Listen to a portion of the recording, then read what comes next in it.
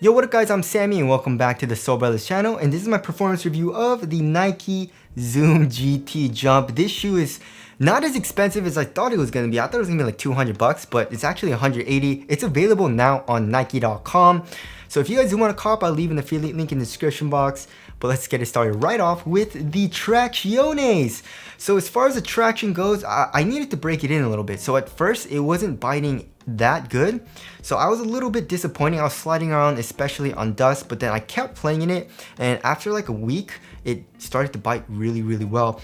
And also at first there's really no squeak. I found it to be very silent, but once I started to break it in, it started to squeak a little bit more. It's still not super squeaky, and also the squeak isn't very loud, but it started to squeak a little bit more than when I first got it. So that definitely is good, I guess, because I like to have a squeaky traction, you know. So how is the bite? The bite is pretty good. I wouldn't say it's top tier, you know, comparing it to like the Mellow MB1, the Curry 9. I would say it's not on par with the stops on those shoes, but it's still pretty good. If you're playing on a clean court, you should be fine. It has a solid stop. But if you're playing on a dusty court, there's a few good things and a few bad things about it, right? So a few bad things about it is that it slides around, and it slides around a good amount even when you wipe a lot, right? I found it to be a little bit inconsistent with that. So sometimes when I would wipe, it would be a very good stop, and then sometimes even if I would wipe, it would still slide around a little bit. So that was kind of annoying. But a good thing about the performance on dust with the Zoom GT Jump is that it never slid out dangerously. Like no matter how much dust built up in this like outsole, I wouldn't slide out like that much, just a tiny bit, to where of course it was annoying and I would have to wipe, but it was never dangerous. So of course that's a plus, and like it's kind of like a ease of mind thing where I don't have to worry about that. But also I wouldn't say the performance on dust was the best. As far as the durability goes, I feel like it'll be okay. I mean, the rubber is kind of hard, but the grooves are kind of thin, it feels like. And like when I feel it with my finger, the rubber seems kind of hard, but then like because the rubber is so thin, it does move pretty easily. And also there's not a whole lot of surface area, you know, like right here in the forefoot and also here in the heel, there's not a whole lot. So, and it's a expensive ass shoe, so probably not the best idea for playing outdoors, but I feel like it should be okay. So overall, the traction performance was pretty good. Nothing spectacular for me, but also it wasn't bad. Moving on to the heel to toe transition. So here in the heel, we have a kind of a curved shape right here, right? And as you guys can see, this is pretty much rubber, but there is a good amount of compression, right? And it feels very smooth, and the overall transition here in the heel feels very nice. It doesn't feel clunky really at all. I thought it was gonna be a little bit clunky at least because of this rubber and plastic, right? They're calling this the jump frame, right? But the heel felt very nice and smooth. Here in the forefoot, we have a very nice curved shape, although there's not a whole lot of flex here in the forefoot. I mean, it flexes a little bit more when I wear the shoe and put my body weight into it, because of course, like kind of trying to bend it with my hand is a little bit harder. But still, overall, the sole of the shoe is pretty stiff, but that's not a huge deal because of the shape here in the forefoot. So overall, heel to toe transition, when you're running down the court doing heel dominant strides, it feels very nice, and also super springy because of the cushioning setup. So heel to toe transition, very nice. I liked it. And moving on to the cushioning setup. So the cushioning setup is freaking amazing, guys. We have a full length Zoom Strobel setup, and then right underneath that we have look at that zoom back here in the heel and also here in the forefoot. So looking at the deconstructed look of this shoe, it looks like there is a hole in like the jump frame or the P-backs frame or whatever it is between the Zoom Strobel unit and also this like bottom loaded zoom unit here in the heel and in the forefoot. So I'm guessing because of that, there is a little bit more compression. I don't know if it's placebo or not, but I feel like there is more compression from like the actual zoom units because it is double stacked. Especially comparing to like, you know, just the regular full-length Zoom Strobel unit found in like the KD14 or the Jordan 36. So here in the heel and in the forefoot, it feels like there is more compression from the zoom units. It's bouncy as hell. I love it. And when you're running down the court, you feel like you're just on springs and it feels nice, you know. Sometimes it's a little too crazy, you know, especially if you want something kind of like more responsive, I'd say, or just like lower to the ground and like you don't want to feel any type of compression. This obviously isn't the best option. But if you want something super bouncy, very crazy, then this is a great option. Also, the stability was good. You know, as you guys can see, this jump frame, I feel like I can just call it the eclipse plate because it kind of reminds me of that, right? You guys can see like this hole. I thought it was going to be a little bit like unstable for some reason, but it's not. Court feel isn't the best. Here in the forefoot, it feels kind of low, and then here in the heel, it feels a little bit higher up, so there is a little bit of an offset, but of course, you're getting a crazy cushioning setup. And overall, I really enjoyed the cushioning setup. I feel like it's super fun to play in. Impact protection in this shoe is probably one of the best that you can get right now, comparing to like any shoe, maybe even like ever. You know, impact protection is amazing in this. So yeah, it's a very fun cushion to play in. All right, moving on to the materials. So here in the forefoot, it's kind of like a screen mesh type of material. And then underneath that, it feels kind of like another textile material. But overall, here in the forefoot, it's extremely thin. Look at that. Super thin. It conforms to your foot very well. It's super easily moved. But also it feels pretty supportive, you know, and also here around the perimeter of the toe box, we do have some fuse for extra added durability and support. And then moving here into the midfoot and also here in the ankle area, we have what's called the jump wire upper. It's kind of like a net. You have kind of like these wires that are going perpendicular to each other. Of course, it adds a little bit more support, but it's also super thin. And also ventilation, of course, is super good through this jump wire upper.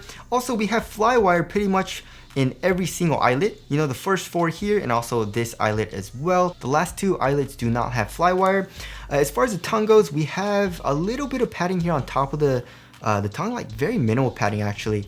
And also this tongue is a half booty construction tongue, giving you a better overall 1-to-1 fit. Also, it keeps the tongue in place.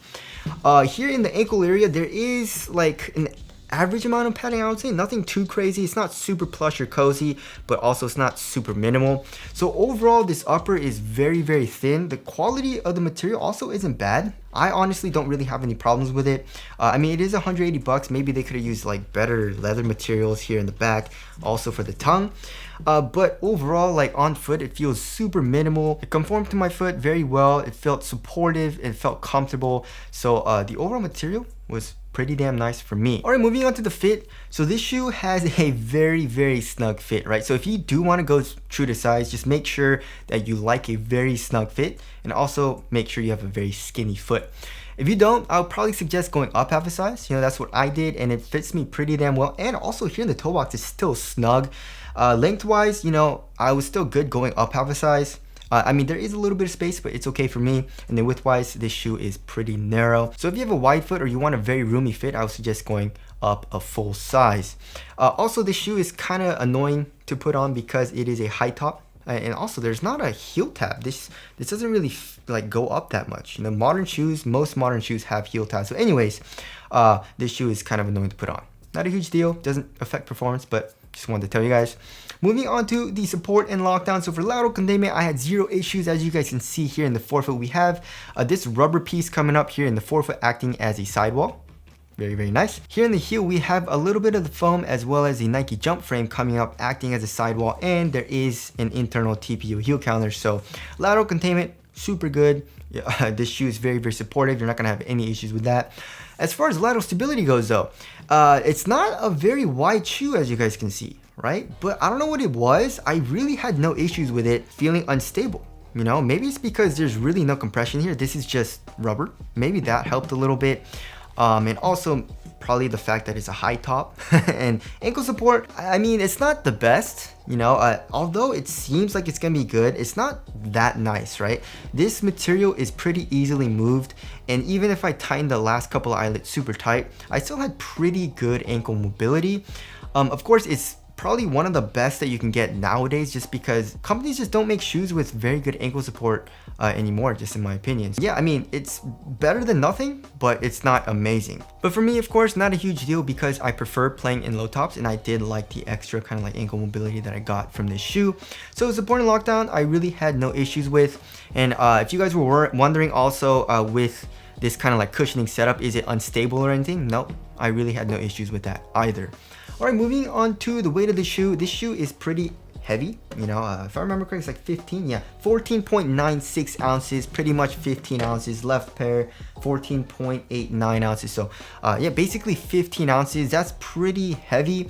Does it feel heavy? Actually, I didn't really notice the weight all too much. You know, it's just a super fun shoe to play in. Even when I was playing in it for a long time, I really didn't notice the weight all too much. Of course, you know, coming from this shoe to like the Curry 9 or something super minimal, I definitely did notice the difference. But if I was just playing the entire day, the entire session in the Zoom GT Jump, I really had no issues with it. So I feel like the weight isn't a huge deal. Also, it's like not super bulky. Maybe here in the heel, it's a little bulky.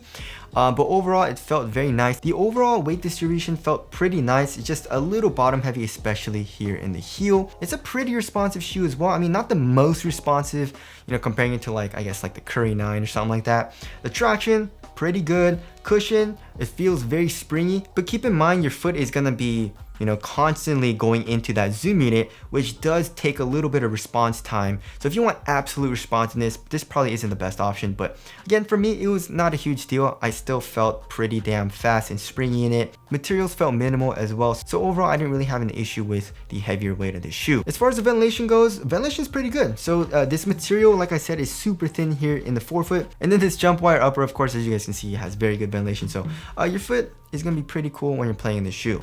Moving on to the aesthetics, I love it. This colorway is so sick. I love the off-white color of the outsole, as well as kind of like on the jump frame, and then this kind of like lighter gray color. You know, this combination with the colorful zoom units, this shoe looks awesome, and also the other colorways that are coming out look great as well. So tell us what you guys think of the aesthetics down in the comment section below. So wrapping things up, I would say this is a better LeBron. You know, it's 180 bucks. It's actually even cheaper than LeBron's. The LeBron are like 200 bucks.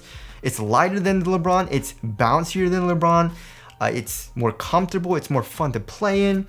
So yeah, I would say it's kind of like the LeBron 19 Elite. You guys remember the Elites? I definitely miss Elites, guys. I wish Nike would bring that back.